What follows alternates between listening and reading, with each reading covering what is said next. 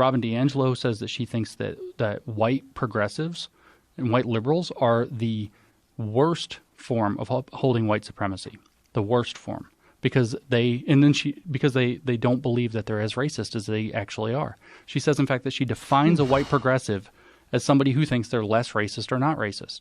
And that's the worst kind of white supremacist. So there's no escaping racism in her eyes. None. It's not a choice between anti-racism and racism. It's a choice between anti-racism. It's a choice between racists who will admit it and racists who are too fragile to admit it. That's actually her theory. Oh my God. And then because of this interest convergence thesis of Derek Bell, which is at the core of critical race theory to this day, anything a white person does, according to the theory, I don't agree with this, anything a white person does to help a black person also raises their own moral standing and is therefore in their own interest and was therefore a racist act. Whoa.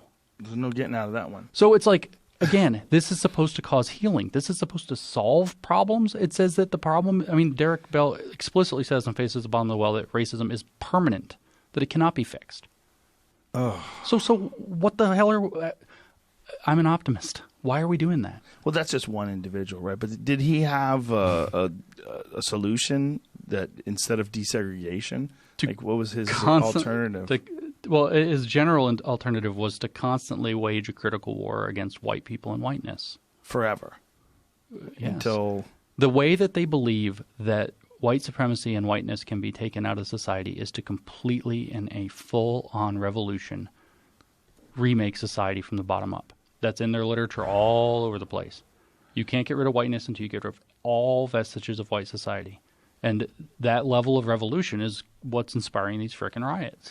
One of the things that is very important for people like you and people like me now is to be that person who points things out that are logical and reasonable. And when you hear your words, well, you're not a bigot. You're not a racist. You're not a sexist.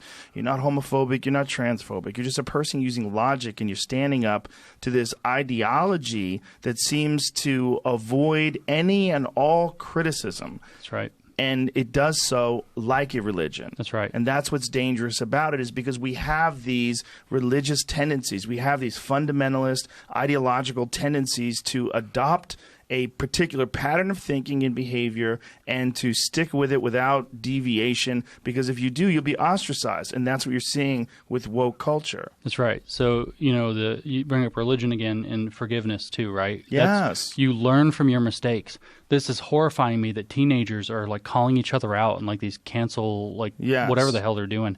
It's like, no, you have to be allowed to make mistakes. You have to be allowed to mess up and grow from that and then be acknowledged for having gone through that and grown. That's so important for people to realize. It's key to life. It's not even just key to society. It's key to life. That's a beautiful way to end this. Thank you, sir. And your book, Cynical Theories, is available right now. Helen Pluckrose, the second most English woman's name on the planet. That's right. And the other one is? Her daughter. What's hers? Lucy. Lucy Pluckrose. That's some seriously Harry Potter type shit. And James Lindsay. That's right there. And you can follow James on Twitter. I highly recommend it. He's one of my best follows. I appreciate you very much. Thanks, Joe. Thank you. Thank you for being here. Goodbye, everybody.